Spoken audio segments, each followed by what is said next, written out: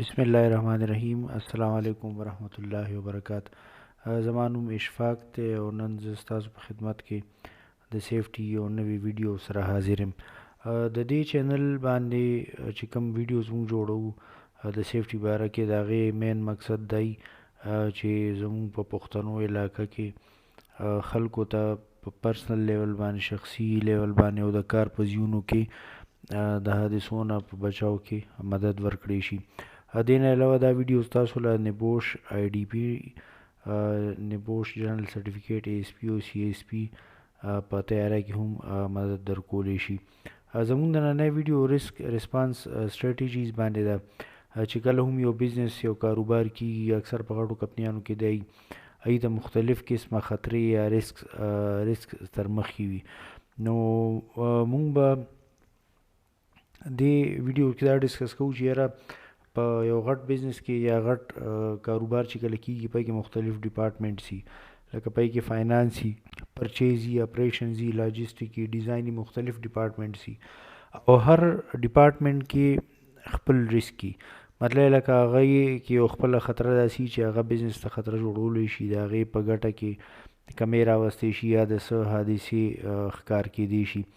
دغه رنګ ایچ سی ډپارټمنټ ته هم مختلف ریسک سي، نو هغه خو موږ الریډي په ډیټیل کې ډسکس کړي دي. خپل انپوټ ورکوي، پکې دا مینشن کوي چې یاره موږ ته څه خطرې را تر مخه دي. نو ایچ سی ډپارټمنټ هم خپل ریسک منیجمنټ یا ریسک اسسمنټ کوي او خپل ریسک کمولو کوشش کوي. دغه رنګ هر یو ډپارټمنټ کوي. نن به موږ په دې ویډیو کې دا ډسکس کوو چې یاره ریسک ریسپانس سټریټیجیز څه دي، یعنی یو بزنس ته چې کومې خطرې را تر مخه یي، هغې ته د بچ کېدو لپاره هغې نه بچ کېدو لپاره یې څه قسمه سټیپس اخیستی شي. دا سټریټیجیز چې کوم دی اکثر په ټولو ډپارټمنټس کې یوز کېږي. ټولو نه اولنۍ چې کومه سټریټیجي ده یا طریقه ده د ریسک نه بچ کېدو لپاره، هغه اوایډ کول دي. مطلب دا دی چې یاره هغه خطره د سره مونږ ختمه کړو. د دې مثال به مونږ داسې والو، مثلا چې زموږ کله پروکیورمنټ کېږي یا کم ډپارټمنټ چې سامانونه اخلي، هغې سره دوه آپشنز دي چې دوه ملکونو نه یو قسمه ریټ باندې په یو عمره ټایم کې سامان راځي د یو سټینډرډ، خو په یو کې پولیټیکل حالات ټیک نه دي، یو کې څه سټرایک کېدی شي یا څه کېدی شي. نو ښه خبره دا ده چې دغه سورس یا دغه ملک مونږ بیخي د سره الیمینیټ کړو، کوم چې سټیبل ځای دی د هغې نه پرچیزینګ وکړو. دې ته ریسک اوایډ کول وایي.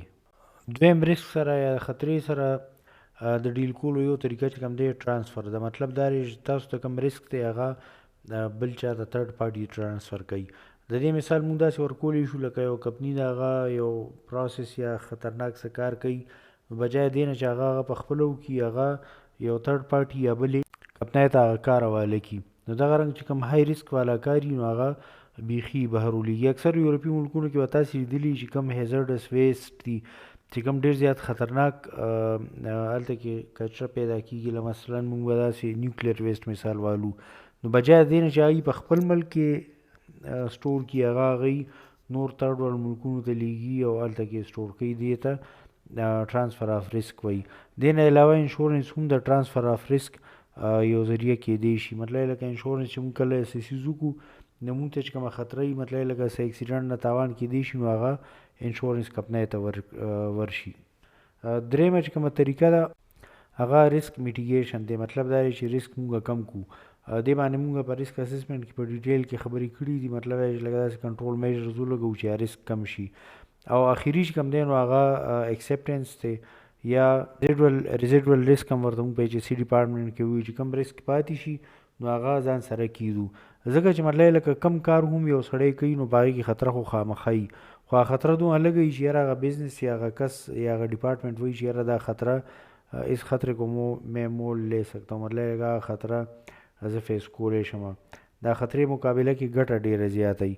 مثلا موږ به دا مثال والو چې یاره خدای نه کړي د ګاډي حادثه چا سره کېدی شي، خو خلک روزانه کارونو ته ځي، دفترونو ته ځي، سکول ته ځي، او دا خطره لږه ده او دې مقابله کې چې کومه فایده ده هغه ډېره ده. نو په دې وجه باندې بعض ټایم چې کوم دی ریسک ایکسپټیبل هم وي.